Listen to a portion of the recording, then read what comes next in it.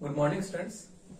हम पिछली कक्षा में पॉलिटिकल पार्टीज पढ़ रहे थे और हमने ये पढ़ा था कि राजनीतिक दल किस प्रकार से जो है किसी भी लोकतांत्रिक व्यवस्था हो, चाहे से सर्वाधिकारवादी व्यवस्था हो, उसमें बहुत ही महत्वपूर्ण स्थान रखते हैं।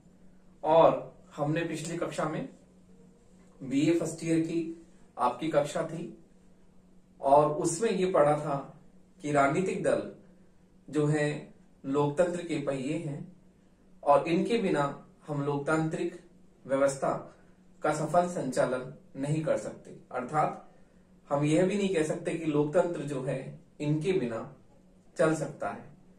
तो देखिए, हमने पिछली कक्षा में राजनीतिक दल से हमारा अर्थ परिभाषा पढ़ा था और हम राजनीतिक दलों के कार्य पढ़ रहे थे। तो राजनीतिक दलों के कार्य हम आज इस कक्षा में पढ़ेंगे। इसमें हमने पिछली कक्षा में एक पॉइंट पढ़ लिया था कि राजनीतिक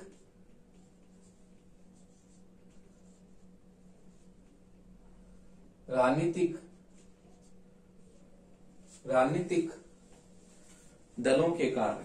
तो देखिए, राजनीतिक दलों के कार्य आपका टॉपिक ये चल रहा था और हमने इसमें पहला टॉपिक पढ़ लिया था, पहला इसका पॉइंट पढ़ा था कि दल की नीति का निर्माण करना। तो देखिए, सबसे प्रमुख कार्य जो राजनीतिक दलों का है, दल की नीति का निर्माण करना। और दल की नीति का निर्माण करने के बाद में ये जो है उस नीति के अनुसार अपने उद्देश्य तय करते हैं, किस प्रकार से जो है राजनीतिक सत्ता को प्राप्त करते हैं और उनके उद्देश्य स्पष्ट होते हैं। तो इस प्रकार प्रत्येक राजनीतिक दल अपनी नीति का निर्माण करता है, राष्ट्रीय समस्याओं को समझता है और उनके ऊपर अपनी योजनाएं बनाता है, किस प्रकार से उन समस्याओं के समाधान के लिए वो किस प्रकार जो है कार्य करता है। तो इसलिए हर पार्टी का अपना एजेंडा होता है और वो एजेंडे में अपने स्पष्ट रूप से अपने उद्देश्य उसके स्पष्ट होते हैं कि वो सत्ता प्राप्त करने के बाद में क्या क्या करेगा। तो नीति का निर्माण करना सबसे महत्वपूर्ण कार्य है जो हमने पिछली कक्षा में पढ़ा था। अगला कार्य है महत्वपूर्ण प्रश्नों को व्यवस्थित ढंग से महत्वपूर्ण प्रश्नों को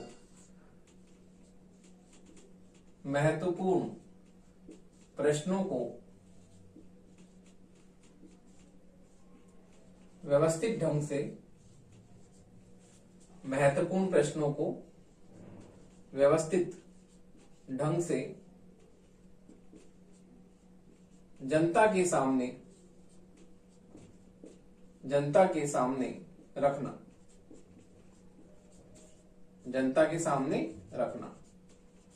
तो देखिए, राजनीतिक दलों का महत्वपूर्ण जो कार्य है वो यह है कि राजनीतिक दल देश के सामने जो महत्वपूर्ण प्रश्न होते हैं उन्हें व्यवस्थित ढंग से। तो देखिए, राजनीतिक दल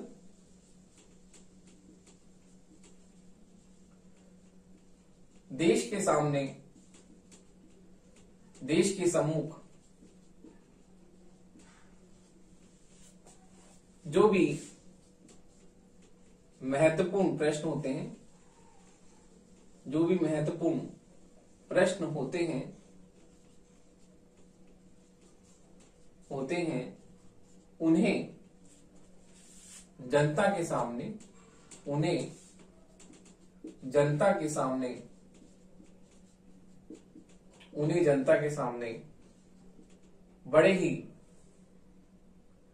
उन्हें जनता के सामने बड़े ही व्यवस्थित ढंग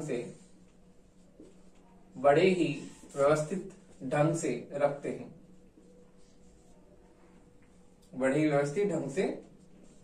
रखते हैं। तो देखिए, राजनीतिक दल जनता के सामने देश के सम्मुख जो भी महत्वपूर्ण प्रश्न होते हैं उन्हें जनता के सामने बहुत ही व्यवस्थित ढंग से वो रखते हैं।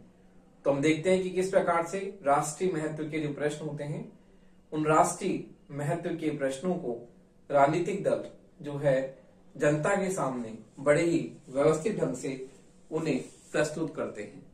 और हम देखते हैं कि किस प्रकार जो है राजनीतिक दल महत्वपूर्ण समस्याओं को चुनते हैं। तो देखिए, राजनीतिक दल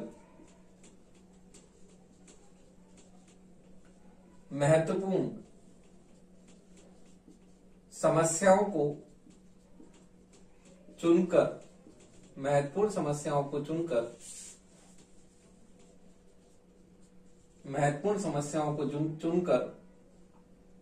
जनता की ओर उनका ध्यान आकृष्ट करवाते हैं। अर्थात राजनीतिक दल उन समस्याओं को अपने भाषण, लेख, पत्रों, एजेंडे में और किस प्रकार जो है वो देश के सामने इनको अपने लेखों के द्वारा, समाचार पत्रों के द्वारा उन समस्याओं की ओर जनता का ध्यान जो है आकृष्ट करवाते हैं। अगला पॉइंट है, हम देखते हैं, अगला पॉइंट है कि लोकमत को शिक्षित करना। तो देखिए, ये भी राजनीतिक दलों का महत्वपूर्ण कार्य है, लोकमत को शिक्षित करना। लोकमत को शिक्षित करना। तो देखिए, राजनीतिक दल जनमत को शिक्षित करने का महत्वपूर्ण कार्य करते हैं। और हम देखते हैं किस प्रकार से राजनीतिक दल जनमत के निर्माण में अपनी महत्वपूर्ण भूमिका अदा करते हैं।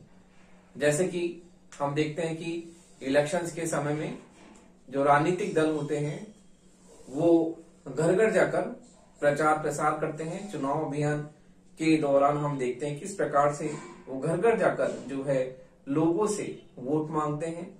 और हम देखते हैं कि जनमत को किस प्रकार से उसके निर्माण में महत्वपूर्ण भूमिका वो अदा करते हैं। तो हम देखते हैं कि राजनीतिक दल लोकमत को शिक्षित करते हैं और उसका सही दिशा में निर्माण करते हैं। तो राजनीतिक दल लोकमत को शिक्षित करते हैं और उसका सही दिशा में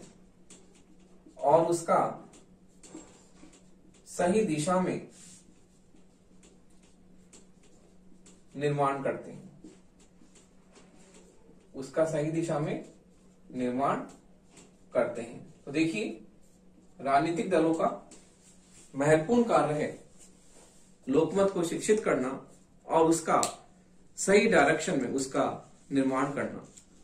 तो देखिए, लोगों में राजनीतिक चेतना को उत्पन्न करना ये राजनीतिक दलों का सबसे महत्वपूर्ण कार्य है और राजनीतिक चेतना को जागृत करने में इनकी महत्वपूर्ण भूमिका होती है। तो देखिए, इस प्रकार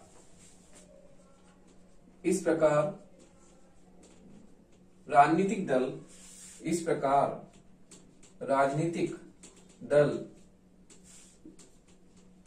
लोगों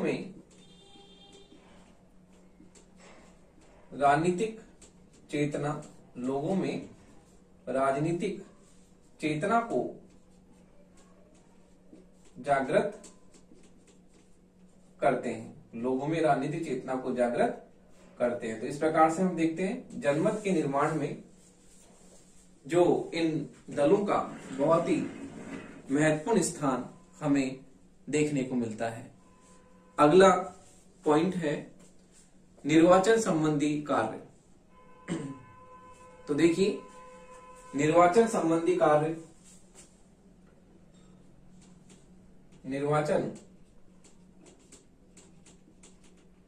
संबंधी कार्य। तो हम देखते हैं कि राजनीतिक दल अपने सिद्धांत व कार्यक्रम को राजनीतिक दल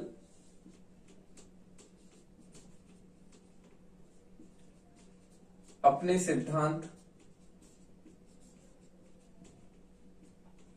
व कार्यक्रम को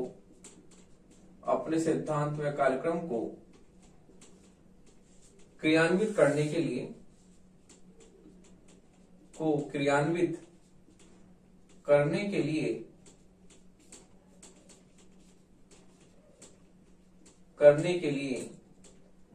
देश की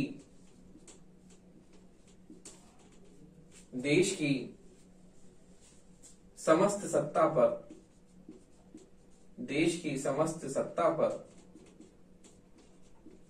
अपना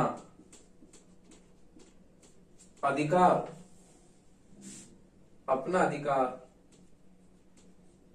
जमाना चाहते हैं। देश की समस्त सत्ता पर अपना अधिकार जमाना चाहते हैं। तो हम देखते हैं किस प्रकार से राजनीतिक दल जो है अपने सिद्धांत व कार्यक्रम क्रियान्वित करने के लिए देश पर अपना अधिकार जमाने का प्रयास करते हैं। इसके लिए निर्वाचन संबंधी अनेक कार्य वो करते हैं। तो देखिए, निर्वाचन संबंधी अनेक कार्य, इसके लिए वे निर्वाचन संबंधी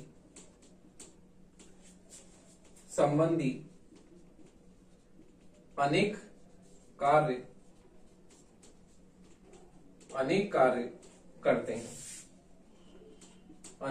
करते हैं। जैसे घर घर जाकर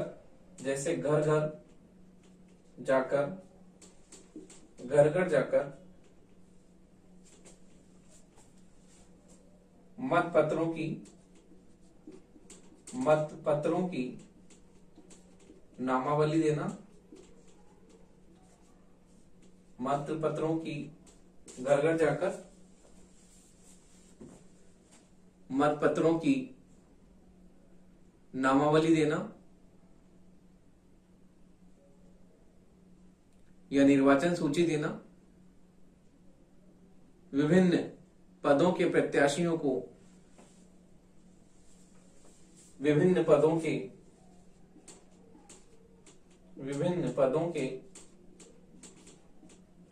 प्रत्याशियों का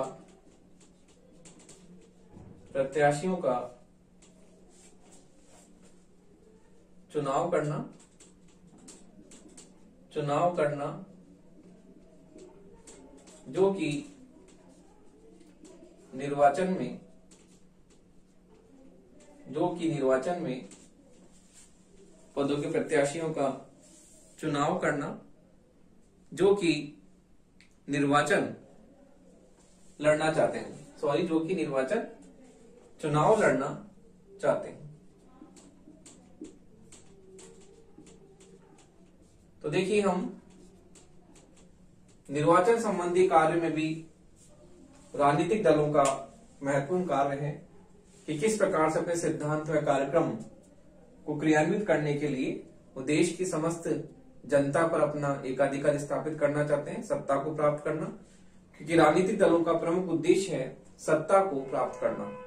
तो राजनीतिक सत्ता को वो प्राप्त करते हैं और सत्ता को प्राप्त करने के बाद में हम देखते हैं किस प्रकार से संपूर्ण देश पर अपना एकाधिकार स्थापित कर लेते हैं और निर्वाचन संबंधी वो कार्य करते हैं। जैसे कि घर घर जाकर मतपत्रों की नामावली या निर्वाचन सूची देते हैं, लोगों के निर्वाचन सूची में नाम को ठीक करते हैं, प्रत्याशियों का चुनाव करते हैं जो कि निर्वाचन लड़ना चाहते हैं। विभिन्न पदों के अलग अलग प्रत्याशी होते हैं, उनके चुनाव उनको तय करना कि कौन किस पद के लिए खड़ा होगा जो चुनाव लड़ना चाहता है। तो इस प्रकार निर्वाचन संबंधी जो है अनेक महत्वपूर्ण कार्य को राजनीतिक दल संपन्न करते हैं। अगला महत्वपूर्ण कार्य हम देखते हैं राजनीतिक दलों का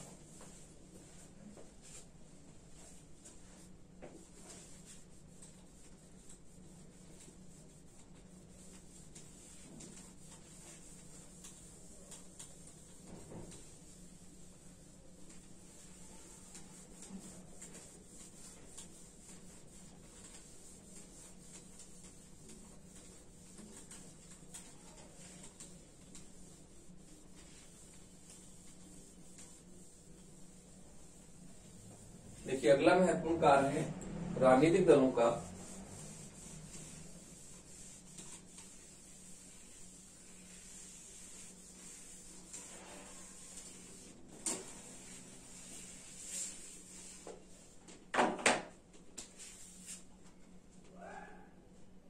शासन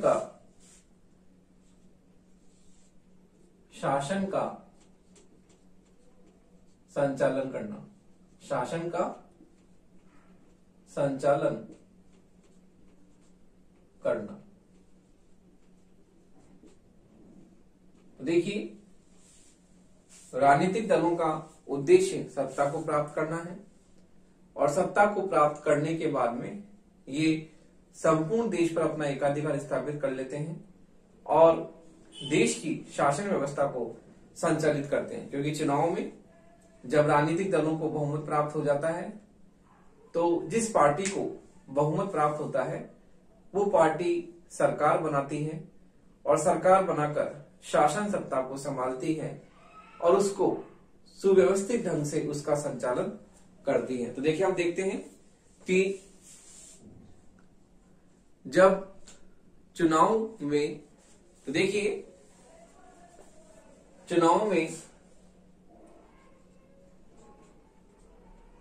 चुनाव परिणाम घोषित होने पर जब किसी दल को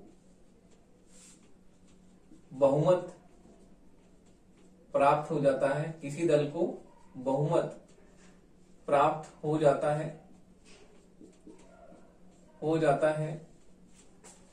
तो वह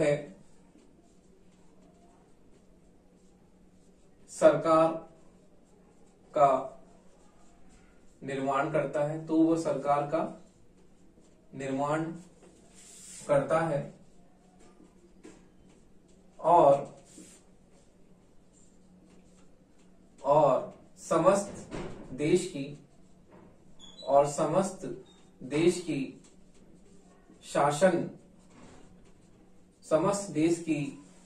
शासन व्यवस्था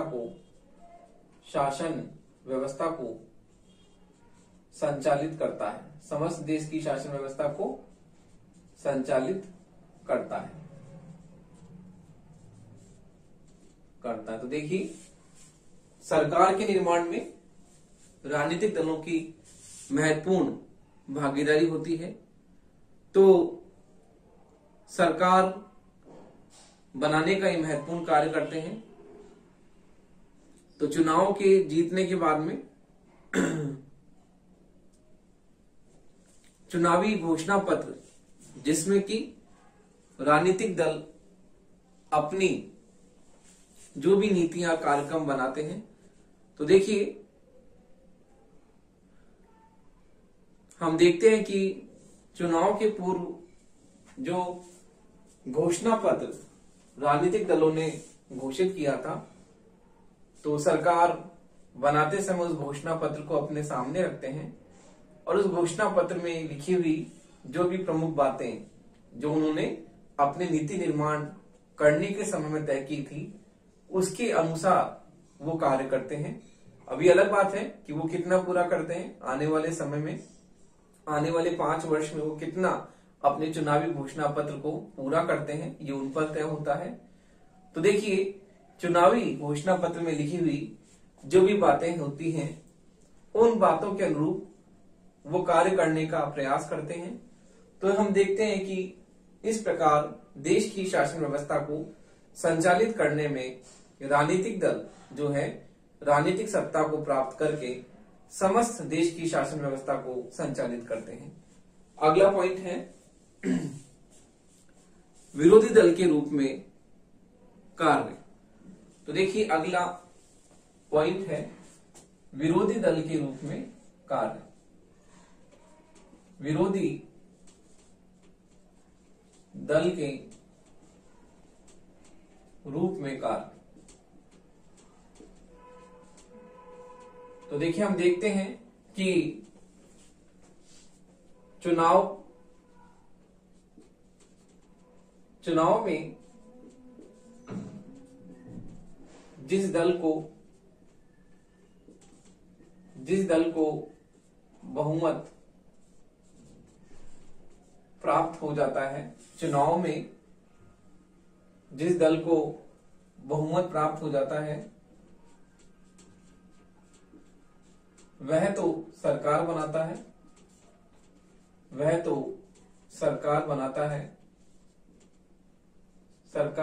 है, जबकि दूसरा दल सरकार बनाता है, जबकि दूसरा दल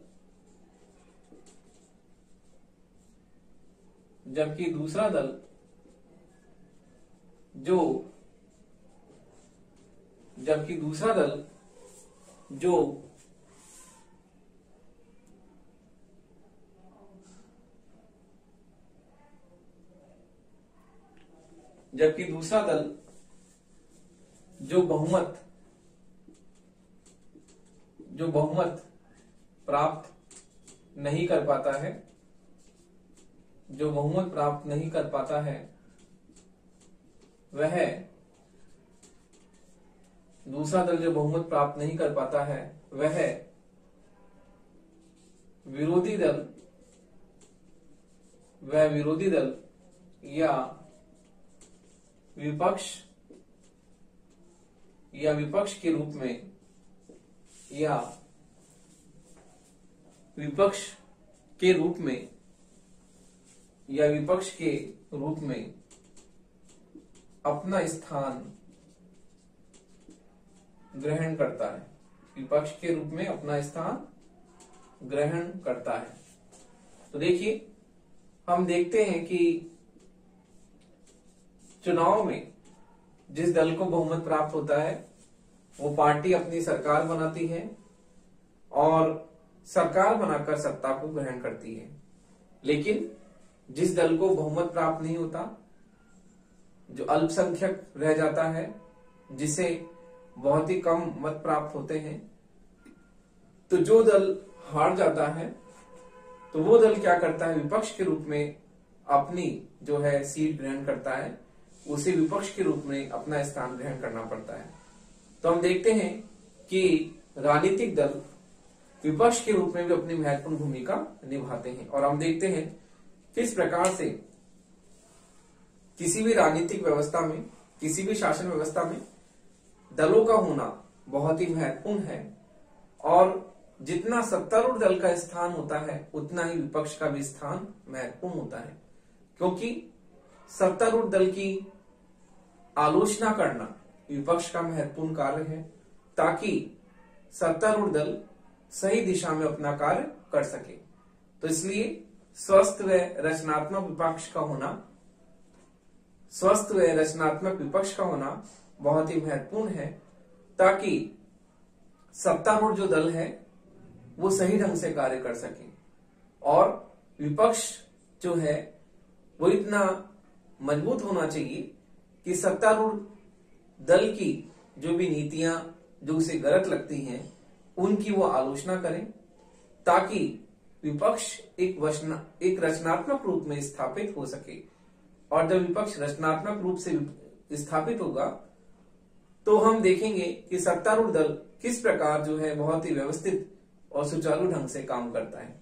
विपक्ष का काम केवल विरोध के कारण विरोध करना नहीं है, विपक्ष रचनात्मक रूप से होना चाहिए जिससे वो सत्तारूढ़ दल की कमियों को, उसके दोषों को बता सके और सत्तारूढ़ दल उसमें सुधार करके जो है प्रशासन को सुचारू और व्यवस्थित ढंग से संचालित कर सके।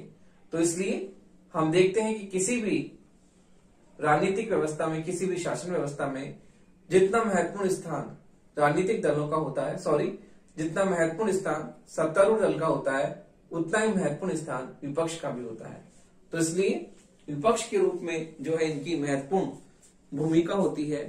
तो देखिए इस प्रकार हम देखते हैं कि राजनीतिक दल अपने महत्वपूर्ण कार्यों के द्वारा शासन व्यवस्था को सुचारू रूप से संचालित करते हैं। और इस प्रकार हम देखते हैं कि राजनीतिक दल जो है अपने महत्वपूर्ण कार्यों के द्वारा शासन व्यवस्था को संचालित करते हैं। तो देखिए हम इस प्रकार राजनीतिक दलों का जो है बहुत ही महत्वपूर्ण उनका स्थान मानते हैं, क्योंकि शासन व्यवस्था को संचालित करने में इनका महत्वपूर्ण स्थान होता है।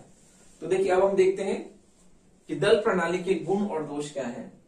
तो अभी हमने राजनीतिक दलों के कार्यों पर चर्चा करी। अब हम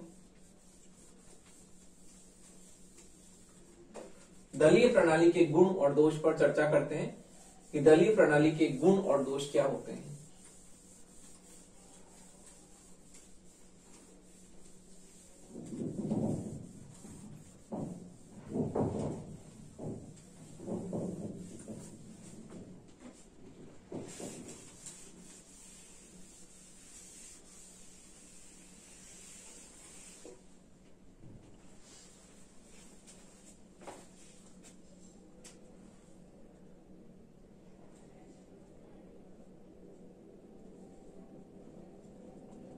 देखिए दलीय प्रणाली के गुण तथा दोष।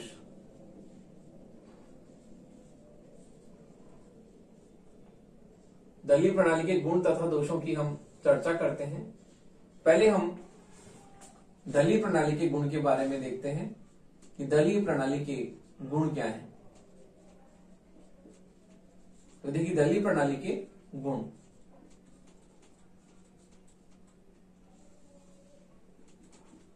तो दलीय प्रणाली के गुण इस प्रकार हैं।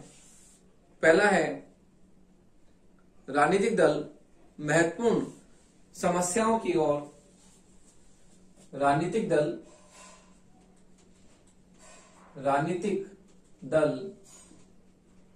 महत्वपूर्ण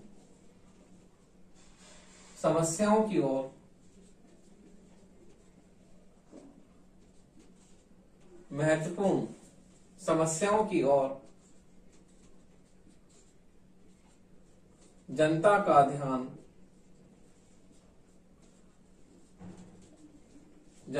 ध्यान आकर्षित करते हैं। जैसा कि हमने पढ़ा था कि राजनीतिक दल महत्वपूर्ण समस्याओं की ओर जनता का ध्यान आकर्षित करते हैं। अगला है राजनीतिक दल जनता को राजनीतिक शिक्षा प्रदान करते हैं। राजनीतिक दल जनता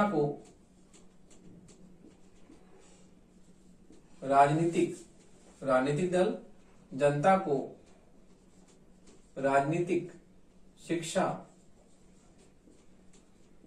प्रदान करते हैं।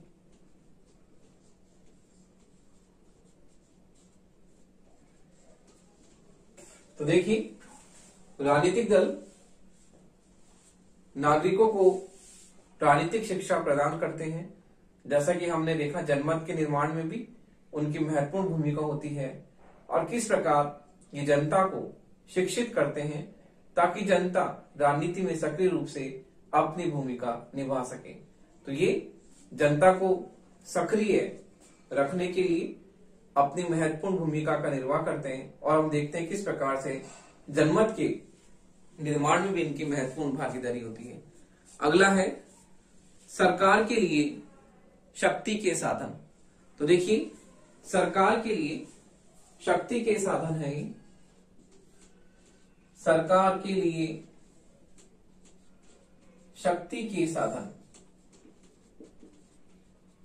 सरकार के लिए शक्ति के साधन। राजनीतिक दल सरकार के लिए शक्ति के साधन होते हैं। तो देखिए हम देखते हैं कि जिस प्रकार से जिस भी दल को बहुमत प्राप्त होता है वो दल क्या होता है, निर्वाचित होकर सरकार बनाता है। तो इस प्रकार से राजनीतिक दल का ये महत्वपूर्ण कार्य है कि वो सरकार के निर्माण में अपनी महत्वपूर्ण भूमिका अदा करते हैं।